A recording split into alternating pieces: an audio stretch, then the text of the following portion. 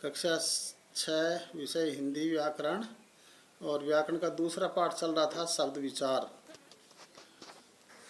तो एक पॉइंट आपको बता दिया था उत्पत्ति के आधार पर, अब दूसरा है रचना के आधार पर शब्दों के भेद। रचना या बनावट के आधार पर शब्द तीन प्रकार के होते हैं। पहला है रूढ़ शब्द, दूसरा है यौगिक शब्द और तीसरा है योग रूढ़ शब्द।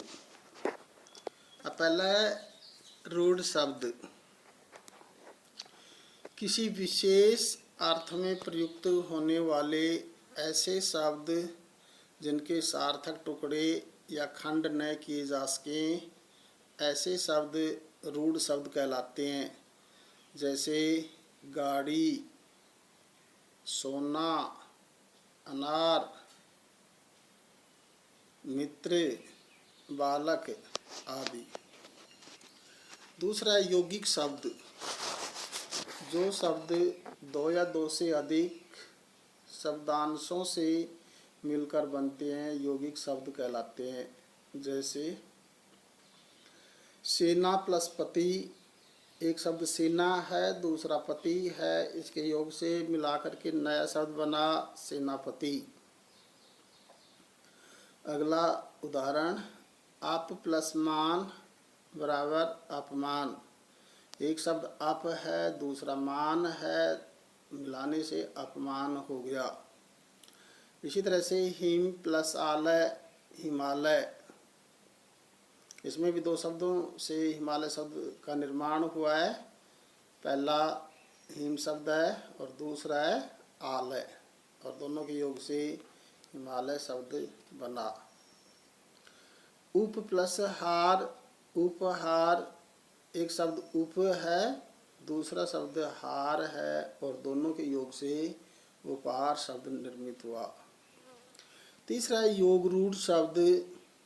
दो या दो से अधिक शब्दों या शब्दांशों के मेल से बनने वाले ऐसे शब्द जो किसी विशेष अर्थ का बोध कराते हैं योग रूढ़ शब्द कहलाते हैं। जैसे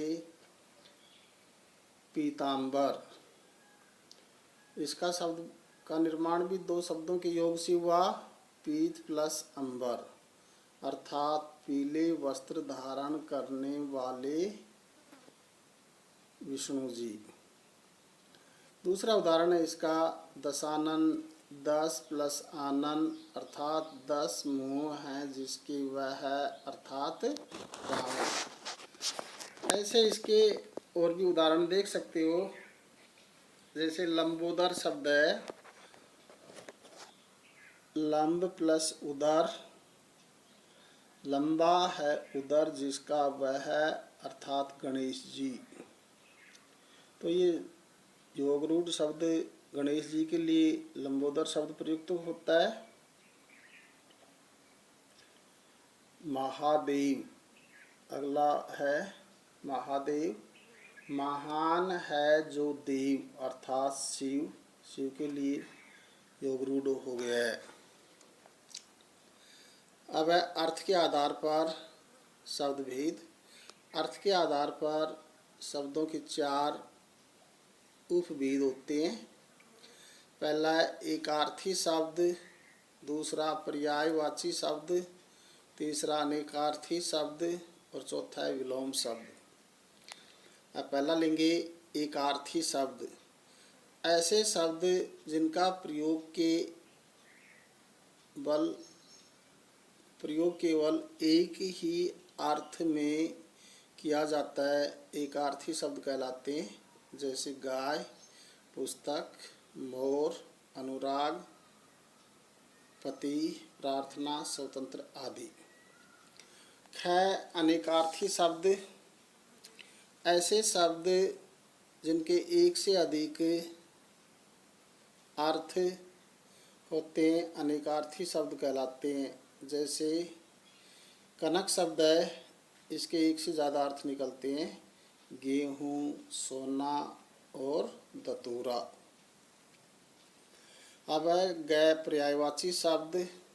समान अर्थ रखने वाले शब्द पर्यायवाची या समानार्थी शब्द कहलाते हैं। जैसे अमृत शब्द है, इसके पर्यायवाची होंगे अम्ये, अमी, पीयूष, सुधा आदि। गंगा शब्द है, इसके पर्यायवाची होंगे देवनदी, सुरसरी, भागीरथी आदि शब्द। और चौथा है विलोम शब्द गह। परस्पर विपरीत अर्थ का बोध कराने वाले शब्द विलोम शब्द अथवा विपरीतार्थक शब्द कहलाते हैं। जैसे अपना, इसका विलोम होगा पराया। गुण का विलोम होगा अवगुण। पाप का विलोम होगा पुण्य।